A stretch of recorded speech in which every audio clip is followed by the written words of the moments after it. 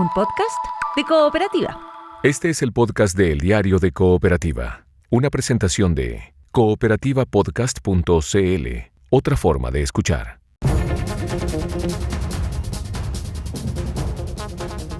Sumamos a esta hora a la mesa de reporteros y reporteras al senador del PS, Juan Luis Castro. Hay harto tema sobre la mesa, sobre todo después de la reunión de los senadores de oposición con el gobierno. ¿Cómo está, senador? Buen día. Buenos días, Rodrigo, Paula, Verónica, gusto saludarles. Muy buenos días, senador. Oiga, después de la reunión de ayer con los ministros de Hacienda y Sexpress, ¿usted salió con más claridad o con más dudas sobre lo que quiere hacer el gobierno con el plan de reconstrucción nacional? Con duda, no enteramente, yo diría, decepcionado, porque hubo una buena disposición de los dos ministros de recibirnos, invitarnos, primer encuentro después de que ellos asumieron el gobierno, pero no se nos ha contado la película completa, para decirlo en buen chileno. ¿Por qué? Porque hemos tenido una secuencia de anuncios de distinta naturaleza, una posibilidad de que haya un proyecto de ley llamado de reconstrucción, que yo pedí aclarar si era la reconstrucción de los incendios o era la reconstrucción del país. Parece que era del país, y frente a eso, claro, uno se acuerda del eslogan gobierno de emergencia, el país se cae a pedazos, en fin, que es el diagnóstico que ellos tienen, no es un diagnóstico compartido necesariamente. Y las 40 medidas, que hasta ahora nadie las conoce, se ha dicho que van a ir en un proyecto de ley el 1 de abril, pero que todavía se ignoran. Y dentro de eso se planteó el tema del alza del petróleo y los efectos que tendría para los consumidores. Es decir, la reunión fue citada solo por el petróleo, para hacerle bien directo. Nosotros pusimos los otros temas. Entonces, agradeciendo la disposición de conversar, sin embargo, nosotros preferimos que no haya teoría del salame.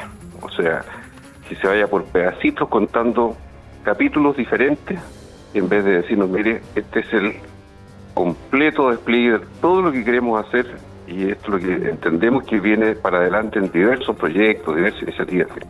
Eso no quedó todavía aclarado. Ya, usted decía ayer, aquí están jugando a las escondidas. ¿Y por qué no dieron es una un peligro, buena... No, o sea, es más bien el deseo que no queremos que suceda. Ok. Yo no quiero hacer un juicio al gobierno a 6 días, no.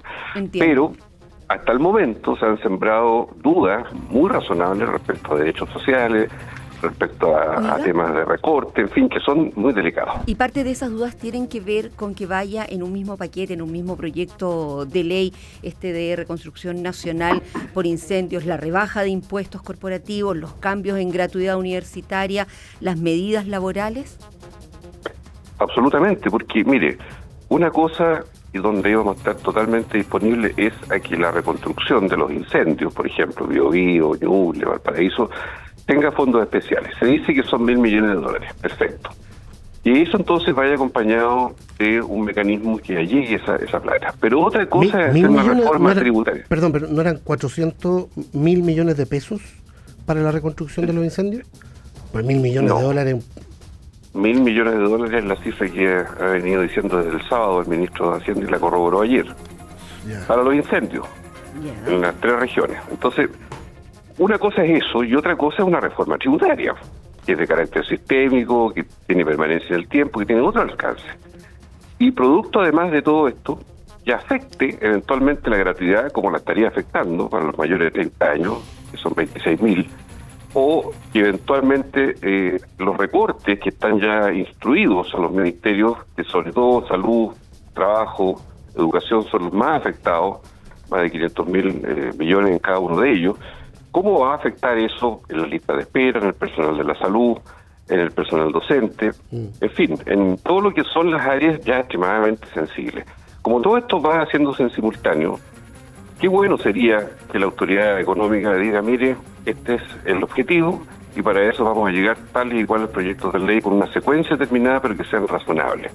Y en la reforma tributaria, le invocamos al ministro Quirós, que el presidente Piñera, que en paz descanse, después del terremoto, hizo una reforma tributaria para la reconstrucción. ¿Y sabe cómo la hizo? Para llegar recursos, aumentó el impuesto de primera categoría de las grandes empresas en un porcentaje de más de 3 o 4 puntos por 3 años. Este gobierno, eso no lo entendemos, quedó planteado, dijeron que lo iban a explicar en otro momento, va a hacer una reforma tributaria para bajar impuestos. Entonces uno se pregunta cómo, si falta plata, si no hay caja, que es lo que se señala por ello, vamos a hacer que paguen menos impuestos los que más caudal tienen hoy día en nuestro país. Senador, claro, se dice que eso es por la inversión, pero la inversión es a largo plazo. Sí, claro. La inversión Ahora, no es para la caja. Déjeme plantearle ese contrafactual, porque todavía no sabemos si es que efectivamente da o no, pero lo que se explica es que la rebaja del impuesto corporativo trae más inversión, por tanto más crecimiento, por tanto más lucas. Ahora, hay una serie de expertos, entre ellos Claudio Agostini, que han dicho públicamente que esto no alcanza, a no ser que haya medidas compensatorias. ¿Está a la espera de ese detalle usted o de inmediato se opondría a la idea de una rebaja del impuesto a las empresas? Mire, en principio, si no tiene medidas compensatorias, que hasta el momento no se han enunciado al menos, obviamente sería muy regresivo a nuestro juicio, en el mundo socialista, decir, mire, como estamos en reconstrucción, vamos a recaudar menos. Eso es totalmente absurdo. Ahora, Mario Marcel, en su época planteó también una rebaja, pero la hizo con compensaciones, aumentando los tributos a las personas naturales de alto ingreso. Y claro, que también es un mecanismo regulatorio, pero aquí no viene eso planteado. Entonces, en principio, que venga solo eso es más bien un guiño al empresariado que una mejora en la recaudación para el país. Oiga, y lo otro, el límite a la gratuidad que se plantea, ¿le hace ruido o lo considera sensato? Mire, ellos han ido... se lo suma lo de cobrar las lucas del CAE, lo que no se está pagando. Mire, una cosa es la evasión en algunos sectores y otra cosa es una regla de un derecho que se ha ido ganando en el tiempo, y es la gratuidad, y en el caso de lo que quieren ahora es ponerla para los mayores de 30 años. Claro, dicen, no, los actuales no, pero los futuros sí, no podrían ser afectados. Entonces, uno se pregunta, cuando un estudiante que tuvo que trabajar primero, una mujer, y después logra conseguir un cupo en una universidad y tiene 32, 35 años, ¿está impedido por siempre de poder acceder a la gratuidad? ¿Ese es el sentido de la gratuidad? O sea, si uno se pregunta, son 26.000 hoy, de 600 y tantos mil. ¿Eso es tan lapidario para ponerlo en el centro de la discusión? ¿Es tanto el dinero que se podría recaudar aparte de eso? Entonces uno dice, esto es raro porque no guarda una relación de un logro tan importante con una medida recaudatoria, que es lo que sí, por cierto, a todos nos podría interesar apoyar. Entonces, en eso tenemos una dificultad. Y también, permítame decirle, como un ministro dijo, que las 40 horas tenían que ver qué pasaba con la implementación. Caramba, o sea, una ley que fue aprobada, una ley que está establecida, un logro social para ponernos a tono con los países del mundo, que tiene una gradualidad. Frenar esa gradualidad sería regresivo. Frenar esa gradualidad sería ¿a costa de qué? ¿O es también un guiño al empresariado? ¿De qué se trata esto? Esas son las grandes dudas que obviamente nos llaman a decirlo, y lo dijimos ayer, que esto tenía que ser aclarado. Dijeron que en una próxima ocasión, perfecto, el proyecto de ley está anunciado para el 1 de abril, le pedimos que fuera en cuerdas separadas, o sea, que una cosa es la reforma tributaria y otra cosa es la reconstrucción, porque empaquetarlo todo es una medida de presión hacia el Congreso. Es simplemente decir, ustedes no se pongan porque quieren que ninguna familia de Ñuble, Biobío o Valparaíso pueda tener su casa, para ponerlo así en términos efectistas. No, pues aquí se trata de ser directo y sincero. Reforma tributaria, ¿cuál van a presentar? ¿Cómo se compensan, verdad, los mecanismos que están aquí definidos respecto sobre todo a la primera categoría, que son los impuestos corporativos? Y en el petróleo, muy bien, que la parafina, el transporte público no se vea afectado por el alza del petróleo. Perfecto, pero eso es, ¿acaso modificar o eliminar el MEPCO, el Fondo de Estabilización? ¿De qué se trata esto? Y eso, bueno, se supone que en estos días van a enviar un proyecto separado para aquello, pero naturalmente nadie está ajeno a la guerra. Pero otra cosa es el bolsillo de las personas y otra cosa es un mecanismo estabilizador que ha funcionado, para que mal. Entonces, nosotros somos partidarios de avanzar en lo que es posible, pero obviamente tenemos umbrales mínimos que no podemos permitir en el Congreso, y las mayorías son estrechas hoy día en las dos cámaras, y por lo tanto le hicimos ver también a la autoridad que esto era delicado y que ojalá profundizaran en el diálogo más que anuncios que de pronto tienen ribetes un poquito sensacionalistas. Senador Juan Luis Castro, muy buenos días. Le saluda Paula Molina.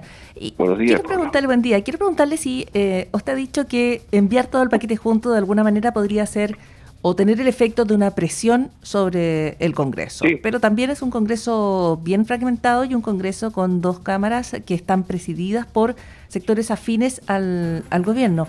Así que le quiero preguntar, en resumen, ¿cómo evalúa usted las primeras horas, que han sido muy intensas, tanto en materias de sugerir rebaja de impuestos, recorte a algunos aspectos del CAE y los recortes fiscales en general. ¿Cómo evalúa lo que fue este superlunes en el fondo del gobierno? Claro, lo que pasa es que desde el inicio del mandato, el miércoles pasado, todo ha sido instalar lo que fue su eslogan de campaña, que es el gobierno de emergencia. Ahora, está bien que haya prioridades, siempre ha habido en todo gobierno, pero la posibilidad de que Chile, y este ya es un diagnóstico separado, si ellos consideran que Chile está en un estado de emergencia, yo pregunto cuáles son los requisitos para salir del estado de emergencia, o vamos a estar los 4 años así.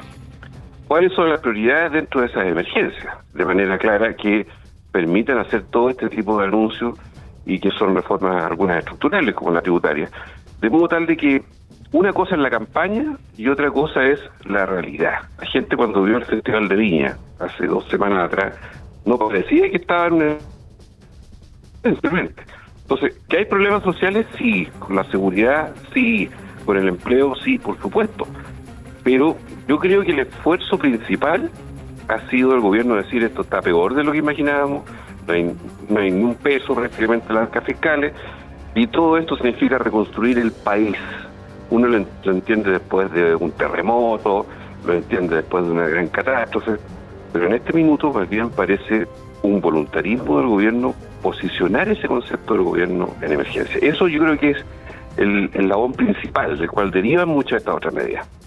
Ahora, lo que sí le está tocando al gobierno es algo que no se veía con tanta intensidad, que es el aumento en el precio del petróleo por efecto de la guerra, y la guerra se ve con pronóstico bien reservado en los últimos movimientos.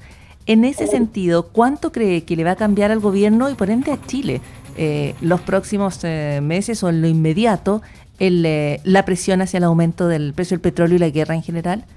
La vemos lejana, pero se está notando de cerca. O sea, las primeras declaraciones de Hacienda son respecto a eso. Mire, yo comprendo perfectamente que nuestra dependencia del precio del crudo a nivel internacional es decisivo. Que si a $100 el barril como está hoy, si sube a 110, 120, 130, tiene valores exponenciales que superan los 3.000 millones de pesos solo con $100. O sea, el MEPCO, que es el estabilizador, usted sabe que mientras más sube el precio del combustible, menos recauda el fisco por el MEPCO, justamente porque subsidia. Entonces, ¿cómo se hace una ecuación correcta de algo probablemente inevitable, que es que el barril de crudo siga subiendo por la prolongación de la guerra? Y eso finalmente afecta el bolsillo de las personas y afecta a toda la economía. O sea, si sube el petróleo, suben todas las gasolinas, sube el transporte público, suben los precios de los productos, los fletes, todo, hasta el IPC va a subir, obviamente. Entonces, sí compartimos que esto tiene que ser abordado. El mecanismo quisiéramos conocerlo más exactamente para hacer el juego de los flujos, de los aportes y los dineros que eviten justamente el castigo al bolsillo de las personas. Entendemos perfectamente la parafina, todavía no estamos en invierno, pero la parafina es para el mundo más vulnerable. Pero el diésel es sistémico, es para todo el país y Chile depende mucho de eso. O sea, ¿es razonable preocuparse de esto? Sí. ¿Nos va a afectar? Sí. ¿Cómo hacemos para que en Chile esto tenga la mitigación y no sea de un día para otro, sino que sea, como lo hace de alguna manera el Fondo Estabilizador, sea gradual? O sea, si en vez de ser al día siguiente el aumento del precio acá, sea en 4 meses más. Eso nos lo explicó el ministro y eso parece atendible a abordarlo. Otra cosa es la forma de abordarlo y que esto tenga el menor costo social. Senador, ¿cuánto complica para cualquier diálogo el tema de los indultos que anunció el presidente de la República en sus primeras entrevistas? Ya desde el propio Chile Vamos dicen que polariza, que distrae, que era aparentemente innecesario según algunos. ¿Cuánto le complica al PS? Mire, yo creo que le complica al país, porque los indultos, que son una facultad prerrogativa y exclusiva de un presidente, viene por muchos años, por décadas, ha tenido cuestionamientos en distintos momentos. Muchos de nosotros somos partidarios de que no haya indultos, porque si una cosa es lo humanitario, es decir, que alguien está, por ejemplo, con un cáncer terminal, con una muerte próxima, bueno, se podría considerar, pero que no fuesen ni delitos de lesa humanidad ni delitos sexuales, por ejemplo. Aquí se lanzó esto muy pegadito a la aprobación que la misma derecha forzó en el Senado para una conmutación de pena. Entonces, ¿se trata de hacer un indulto de carácter humanitario o se trata de revertir los fallos judiciales? ¿De qué se trata esto?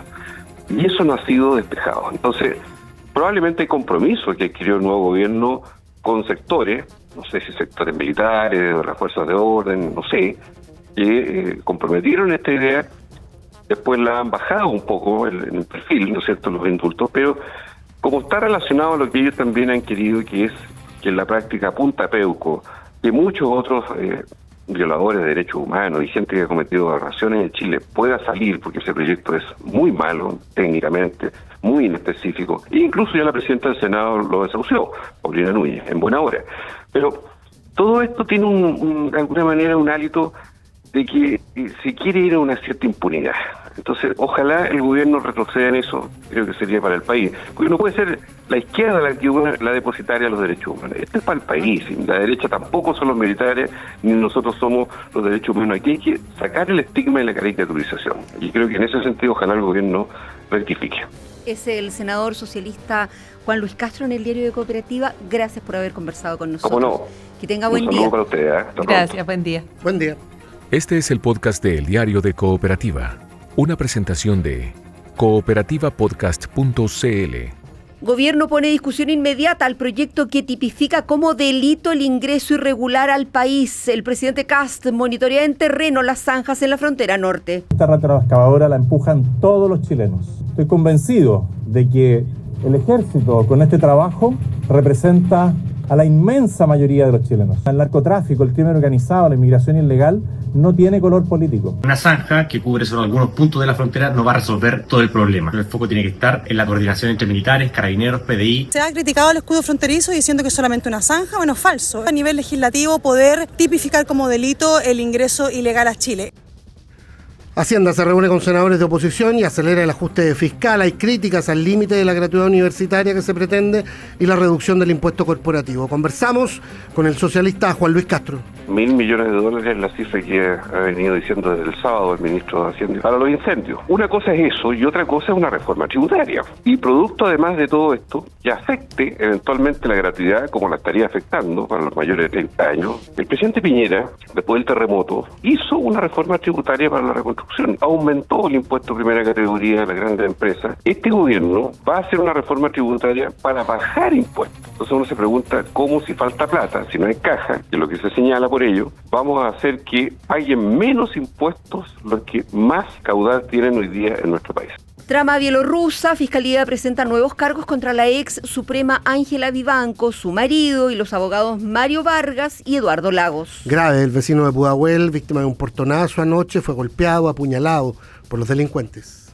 Evolucionó de mejor forma. En la primera instancia nos dijeron que estaba en riesgo vital. Entre todos lo apuñalaron, le pegaron con un martillo en la cabeza, lo dejaron con una hematoma. Bueno, todos los familiares que estábamos acá veníamos con la preocupación de riesgo vital, pero gracias a Dios está estabilizado. Las puñaladas que le dieron no tocó ningún algo vital que pudo haberlo llevado a algo más grave. Y en el fútbol, La Moneda anuncia suma urgencia al proyecto de sociedades anónimas deportivas. Colo-Colo derrotó a Huachipato y vuelve a la punta de la Liga de Primera. Aquí termina el podcast de El Diario de Cooperativa. Lo escuchas en vivo, de lunes a viernes desde las 6 de la mañana y todos los días en cooperativapodcast.cl.